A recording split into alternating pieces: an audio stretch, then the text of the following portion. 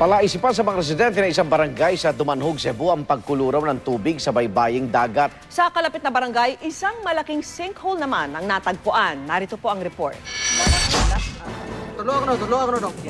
Bumubukal at maligamgam na tubig ang dinatnan ng GMA News sa bahagi ito ng tabindagat sa Barangay Look sa Dumanhog, Cebu. Kwento ng mga residente, nangyari raw ang pagkulo isang araw matapos ang magnitude 6.9 na lindol. Primero ato ko, nunulo ko, dool ako din na kay init pang tubig, naigakasaba kusog kayo. Kadlawon. Oh. Dayong ni paglingi na kuluyo ana nga. Kusog yung tubig, kagidiri man kaulbo man ang suga. Kaapon pa pinuntahan ng mga tauhan ng Mines and Geosciences Bureau ang umanay kumukulong tubig, pero bigo ang grupong makita ito dahil sa high tide. Ayon sa FIVOX, maaring gas gaya ng methane ang dahilan ng pagbukal na posible raw tuwing nagkakaroon ng paggalaw ng lupa dulot ng lindol. Wala rin daw bulkan sa Cebu sa ibabaw man ng lupa o sa ilalim ng dagat. Sa Dumanhog pa rin, pangamba ang dulot ng isang sinkhole na nadiskubre sa Barangay Cambuang. Sa pagsusuri ng MGB, nasa 32 feet by 27 feet ang lawak ng sinkhole, habang 13 feet naman ang lalim. Ayon pa sa MGB, maaari raw mga kuweba o nabasag ng mga limestone sa ilalim ng lupa ang sanhi ng sinkhole. Lalo namang nabahala ang mga residente matapos may bumukal na tubig mula sa hukay. Basin ug mosaka ang tubig sa taas. Kaya nagkadaghan man ang tubig, kadaghan ang tubig karon kumpara gahapon. Ang problema, di pa matiyak ng MGB kung lalaki pa ang hukay dahil kulang daw sila sa instrumento. Gitaw na siya og geophysical test, no? Gitaw na siya og GPRS, ground penetrating radar mo na pinaka best way to detect ang imuhang kabitis sa ilawom. Unfortunately, wa tay kanang klase nga instrument diri sa Cebu. Hiling ng lokal na pamahalaan, madala ng MGB sa Cebu ang kinakailangang kagamitan mula Maynila upang masuri ang sinkhole. Para sa saksi, Steve Dailisa nagulat. At narito naman po ang mabilis na sulyap sa iba pang balita. 3 estudyante ang patay ng malunod sa Angat River sa Barangay Cambaog sa Bustos, Bulacan. Pahirapan ang search and retrieval operations dahil sa lalim ng ilog at lakas ng agos. Kinilala ang magkapatid na biktima na sina G-Boy at Casey Cristobal at pinsang si Princess Ulpindo.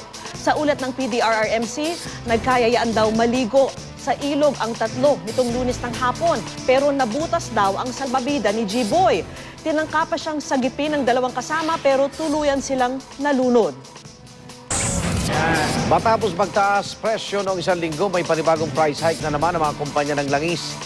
Simula bukas ng alas 6 ng umaga, magpapatupad ang kumpanyang total ng piso at 30 sentimong dagdag presyo sa kada litro ng kanilang regular gasoline. Piso at 15 sentimo naman sa kada litro ng unleaded gasoline, habang 50 sentimo sa kada litro ng diesel. Wala pang anunsyo ang ibang kumpanya ng langis kung susunod sila sa pagtaas ng presyo.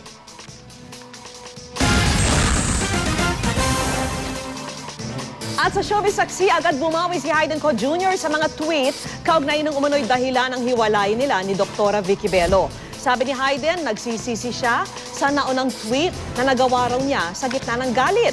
Kagabi kasi ay nag-tweet siya na may kalakip pang tila love letter kay Vicky ng isang nagngangalang Al Galang. Ayon kay Hayden, si Galang daw ang yoga teacher ni Vicky pero kumabig si Hayden. Bagamat totoo raw ang sulat, magkausap na raw sila ni Vicky at naniniwala siyang hindi nakarelasyon ni Vicky si Galang.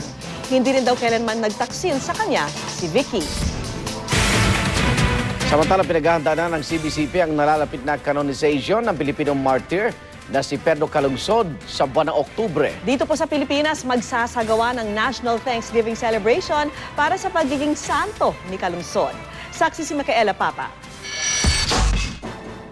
Abot-abot ang saya ng mga daming Pilipinong Katoliko nang i-anunsyo ng Vatican ang petsa ng canonization ni Pedro Calungsod. Sa October 21, napaiyak pa nga raw si dating Ambassador to the Vatican, Henrietta de Villa, lalo't halos 20 taon daw siyang kasama sa kampanya na maging santo ang martir mula sa Visayas. Si Calungsod ang magiging ikalawang Pilipinong santo pagkatapos ng canonization ni San Lorenzo Ruiz noong 1987.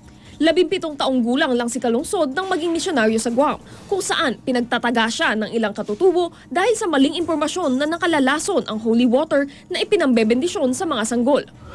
This makes us realize that holiness is for everyone, but that your whole life, everything you do, The simple things that you do are done in an extraordinary way with virtue.